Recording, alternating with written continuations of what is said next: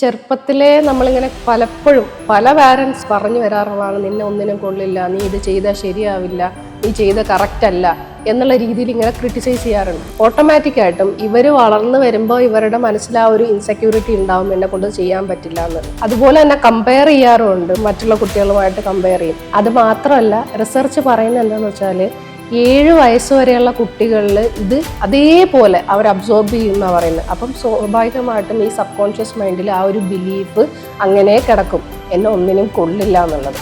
ഓട്ടോമാറ്റിക്കായിട്ടും വളർന്നു വരുന്ന ആ കുട്ടി ഈ ഒരു കോൺഫിഡൻസ് ഇല്ലാതെ ആയിരിക്കും വരുന്നത്. വളർന്നു വന്നാലും അവരുടെ മനസ്സിൽ എന്താണ്, എന്നെ ഒന്നിനും കൊള്ളില്ല എന്നുള്ളൊരു വിശ്വാസമാണ് കിടക്കുന്നത്. അപ്പോൾ നമ്മൾ പാരൻസ്, ഇനിയുള്ള പാരൻസ് എങ്കിലും വളർന്നു വരുന്ന കുട്ടികളോട് നെഗറ്റീവായിട്ടുള്ള ഒന്നും പറയാതിരിക്കുക. എന്തെങ്കിലും ഇമ്പ്രൂവ്മെൻറ്റ് വേണമെന്നുണ്ടെങ്കിൽ കുട്ടികളോട് പറയാം, ഇത് കുറച്ചുകൂടി ശരിയാക്കാമായിരുന്നു, അത് ശരിയാക്കാമായിരുന്നു എന്നുള്ള രീതിയിൽ ഇമ്പ്രൂവ്മെൻറ്റ് പറഞ്ഞു കൊടുക്കുക. അല്ലെങ്കിൽ അവരെ മോട്ടിവേറ്റ് ചെയ്ത് കൊണ്ടുവരിക, ചെയ്താൽ നന്നായിട്ടുണ്ടല്ലോ, നല്ല രസമുണ്ടല്ലോ, കുറച്ചുകൂടി നമുക്ക് ശരിയാക്കേണ്ടതുണ്ടല്ലോ എന്നുള്ള രീതിയിൽ നമ്മൾ കുട്ടികളെ അപ്ബ്രിങ് ചെയ്ത് കൊണ്ടുവരിക എന്നുള്ളതാണ്.